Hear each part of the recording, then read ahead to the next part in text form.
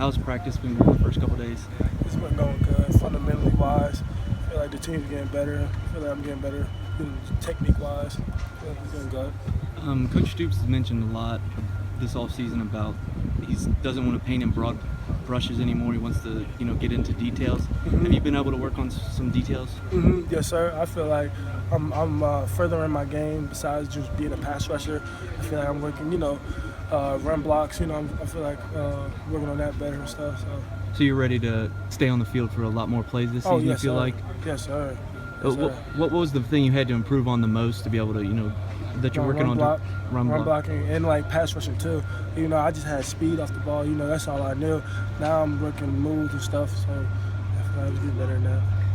It's kind of the pass rushing has been a big question. The sacks is more important. Was there any specific technique that beside your speed that you've been working on in practice?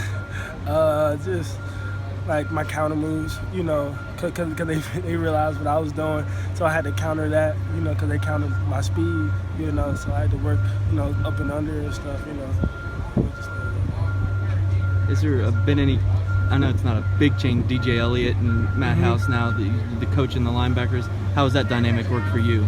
No, I feel like cause it's the defensive coordinator working with Coach Elliott, so we're learning. I think we're learning more, just being with him. And I feel like I'm, just adapting better, learning more with Coach Elliott being my position coach now.